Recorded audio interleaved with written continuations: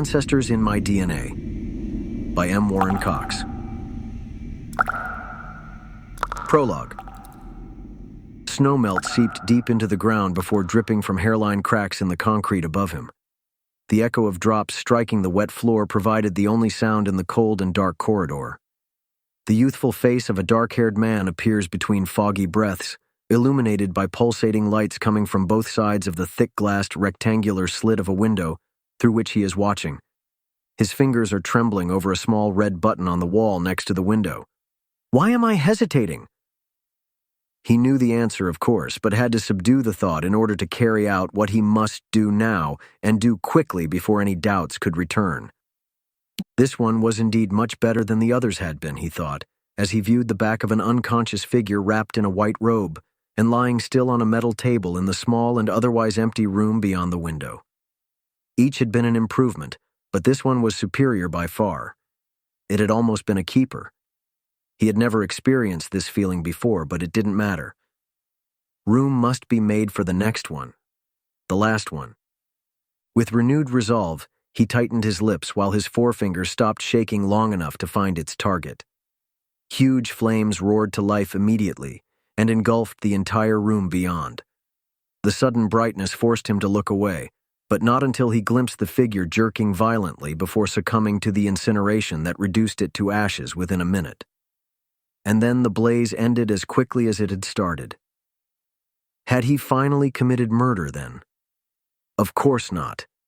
He shook his head to banish the thought. This was no time for distractions. The final piece of the puzzle was in sight now, and he knew how to make the next one even better. It would be deployable, a keeper for sure, and it would owe its long life to the persistence of its creator and to that pile of ashes in there, and to all the piles of ashes that came before. Chapter 1, A New Voice. Keep a wary eye on those two, barked a gravelly voice from nowhere. There's evil there, boy.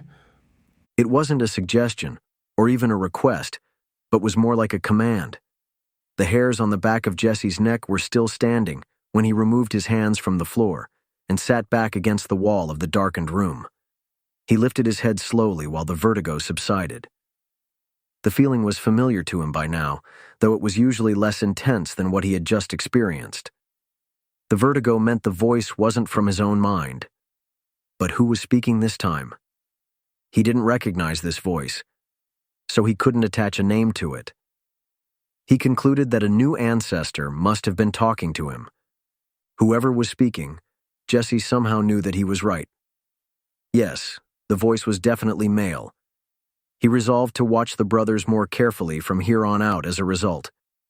He was fully recovered now, and pleased to find that he had succeeded in keeping quiet during the episode. His position in the space behind the escalator had not been given away, and so he could proceed with his task. He tried to catch up on what he'd missed by listening carefully to the conversation happening just off the darkened hallway in front of him. There was nothing about the conversation that should have precipitated an episode, and yet something had awoken the mind of a concerned ancestor who had just spoken to him for the very first time. An ancestor who knew something about this situation that the others didn't. But what could that something be? Jesse attempted to summon the ancestor by focusing his concentration in the way the brothers had been teaching his family for months. He closed his eyes, exhaled slowly, blocked everything else out of his mind, and relaxed to the brink of unconsciousness. But no reply came. More likely, he realized he was simply unable to detect it. He tried again. Nothing. It must be a very old ancestor. If so, it will take time to strengthen the connection sufficiently for a two-way conversation. But it was the middle of the night now, and he was exhausted. He just wanted to return to his comfortable bed in his comfortable room upstairs and think about all of this later. The holocom ended abruptly and jarred Jesse from his sleepy thoughts. He jerked awake so wildly that his finger fell off the button he had been depressing to keep the room lights from sensing him and turning on. His presence was immediately detected, and the entire area flooded with light. His fully dilated pupils were unprepared for the sudden brightness that hurt his head while blinding him. In one movement, he shielded his eyes with his hands, turned away from the lights, and leaped to his feet. His father would have seen the light and would have heard something, so he had no choice but to continue down the hallway that separated the great room on the left from his parents' rooms on the right. He had to move quickly before his father came out of his office, and he had to hope he didn't notice that the escalator wasn't running as it would be if he'd just barely come down that way. He jumped into the hallway, paused for only a second to gather himself, and then began walking slowly and purposefully towards the kitchen while rubbing his eyes, which were still adjusting to the light. He pretended to be surprised by his father's presence in the doorway of his office as he passed by. "We were just discussing the prototype chip, Jesse," said Hagen in answer to an unasked question as he put on sunglasses against the lights in the room outside the office. Like most people, he'd had intraocular shades implanted as a child, but, unlike most people, he insisted on also wearing their precursor as a second line of defense against bright lights. Hagen's face was flushed, probably from pacing. His hands were placed awkwardly on his waist with one slightly higher than the other. He never seemed to know just what to do with his hands while speaking, and often ended up striking strange, sometimes humorous poses. To the few who knew him well, this was a clue that something was bothering him. "Who? What?" asked Jesse, rubbing his eyes again and feigning ignorance. He was quite pleased with the quality of his impromptu performance so far. His brother Gus would be proud. "Who?" "The brothers, Jesse. The brothers," said Hagen laboriously, as if he knew that Jesse had been eavesdropping and was disappointed that he wasn't going to admit it. He had little patience for the face-saving games that often accompanied dishonesty. Hagen seldom expressed strong emotion, and so even the slight tone that was in his voice now told Jesse that he was pretty upset. After pretending to take a moment to catch up, Jesse asked with a yawn, "Oh, the brothers, the chip. What did you tell them?" Jesse went from pretend sleepiness to full wakefulness by the time he reached the end of his question. He'd only overheard his dad and the brothers engage in small talk before the episode overtook him, and so he didn't realize they were talking about the new chip. That part of the conversation must have happened during the episode, and the fact that they were discussing it in the middle of the night and outside the presence of the rest of the family was a bit disturbing. "What did I tell them?" repeated Hagen. Jesse's mom once explained that his dad's repeating of questions was a symptom of his condition and was a way of buying more time to formulate a response. Hagen had been diagnosed with level 1 autism as a baby. Because his symptoms were slight, he had managed to live a relatively normal life. In fact, most people knew nothing of his condition and believed he was just a little bit quirky. "We'll discuss it with everyone tomorrow," said Hagen curtly. "Go back to bed, son. After you get whatever it was that you wanted from the kitchen, of course." "Oh, I'm okay, Dad," said Jesse as he turned around. "Not really hungry after all, I guess. Good night." He waved feebly with the back of his hand as he shuffled away. Hagen said, "Good night, Jesse. And no more sneaking around." Unfortunately, Hagen would not be able to take his own advice. He hadn't slept well for days, but the decision was finally made now, and so maybe tonight would be different. Jesse looked back downstairs after he stepped off the escalator. Behind his father, he could barely make out his mother leaning against their bedroom doorway. Has she been there the whole time? If so, she remained unusually silent during my exchange with Dad. She lifted a hand to her face and made a sound. Is she yawning? Or maybe crying? The great room was dark again, so it was impossible to be sure. Jesse opened his mouth to speak but closed it again after resigning to obey his dad and say nothing more tonight. He didn't want to press his luck any further anyway. He could barely discern the silhouette of a wave after they turned to enter their bedroom. Jesse's gaze then drifted from his mother to his father, who had returned to the doorway and was staring up at him now, waiting for him to find his room. Jesse turned and continued down the hall. Sleep was the best option for everyone at this point. Anything Jesse had to say was better said tomorrow when they were all rested and together with his siblings. What about the chip, though? He still felt strongly that he and Gus were better suited to take the new chip first, but several attempts had failed to convince their parents. By this point, Hagen could detect and deflect any attempt to change his mind before it could even be vocalized. They needed to find an argument that their parents would accept, and they needed to find a way of expressing it that would keep the lines of communication open long enough to break through their initial resistance. And they needed to find both right away. Tonight's holocom meant they were running out of time. Without slowing his pace, Jesse scanned his older brother's room as he walked past, but it was empty. Gus wasn't home. He was often out late these days, and he wouldn't answer comms either. Gus had a highly developed and amazing talent for staying off the grid when he wanted to. Jesse would have to wait until the morning to talk to him, but that might be cutting it too close. He considered going out and trying to find him, but he could still feel his dad's eyes and ears waiting for confirmation that he had gone inside his room. He continued past his sister's room and entered his own room at the end of the hallway. The room lightened slightly as he entered and darkened again after he fell onto his bed. The walls and ceiling glowed faintly and began to move with the new somnolent pattern he had downloaded yesterday. The pattern became more distinguishable as his eyes adjusted to the darkness again.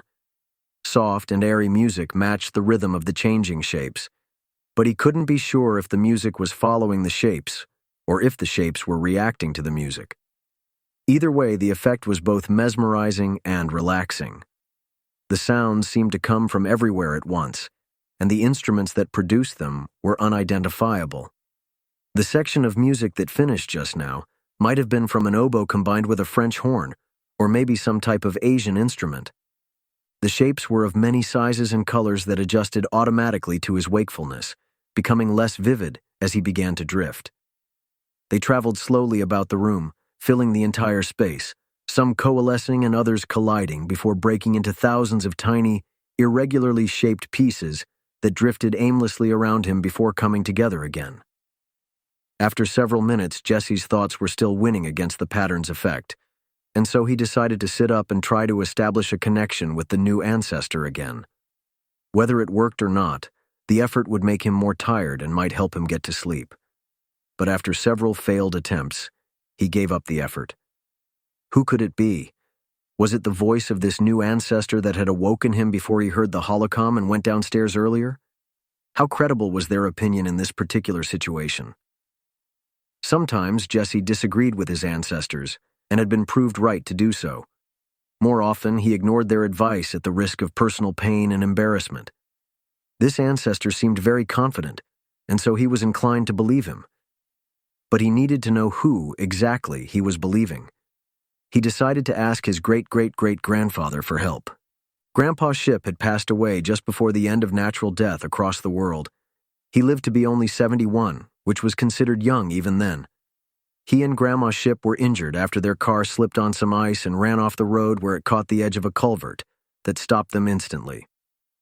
Grandma Ship suffered a few cuts, dehydration, and a broken thigh, while Grandpa Ship had deep lacerations and bled to death at the scene just after the paramedics arrived.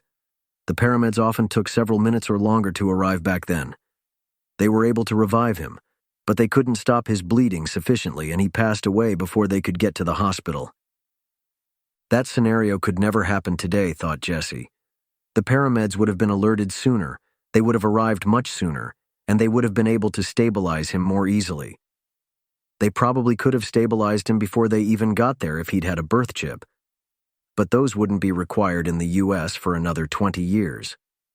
So, Grandpa Ship had just barely missed out on several technological advances that would have saved his life.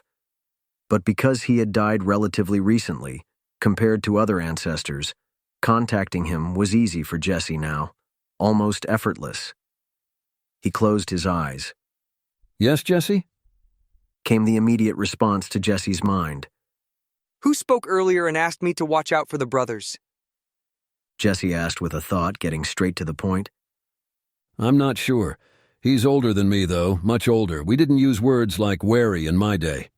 Could be from my father's side. He didn't talk about his people much." Can you ask your father about him then? Asked Jesse. "Sorry, grandson, you know it doesn't work that way. Either you summon us, or we come forth ourselves when you need us. We can't talk to each other. At least I don't know how anyways. You'll have to ask him yourself." But Dad doesn't summon anyone, and I don't think ancestors are coming forth just to torment him with the irrelevant noise he hears all the time. Countered Jesse. I only know what you know about your father, of course, and from what you know, I'd say he summons them all right, said Grandpa Ship. He's probably just unaware of doing it and can't control it very well. Not like you and Gus can, anyway. Well, if your father had any useful information, he probably would have considered himself summoned by now, said Jesse, who was becoming even more exhausted by this conversation and disappointed that it hadn't led to anything useful. Jesse cracked his eyelids until he could just barely make out the blurry and muted pattern on the ceiling. The movement of the shapes was indeed beautiful. He thought he may have just detected a repeated rhythm in the collisions of the orange ones, so maybe they aren't random after all. He opened his eyes a bit further and focused on the shapes for several minutes to test his hypothesis, but was having trouble holding the memory of the previous cycle in his head long enough to compare them and couldn't be sure anymore. He shifted his focus to the purple ones until he began drifting again. I suppose so, said Grandpa Ship slowly and quietly after a very long pause in the conversation. He then whispered, That reminds me of something I remembered about your father. That's impossible. You died before he was born. Jesse yawned. You can't have memories of him. Grandpa Ship completely ignored Jesse's valid observation and waited another minute until he was mostly asleep before continuing, whispering again. He was lying still on a table on the opposite side of a large warehouse. It was very odd. I wondered what he was doing on that table and why he wasn't in bed where he ought to be. I called out to him, but he didn't answer. Jesse began feeling a little lightheaded and thought he understood what was happening. The episode was morphing into a dream. That happened sometimes with Grandpa Ship, who preferred the imagery of dreams to saying things straight out. Jesse decided to play along and continued relaxing into the story. He was too tired to fight it anyway. He found it easy to imagine his dad lying on that table. Grandpa Ship continued.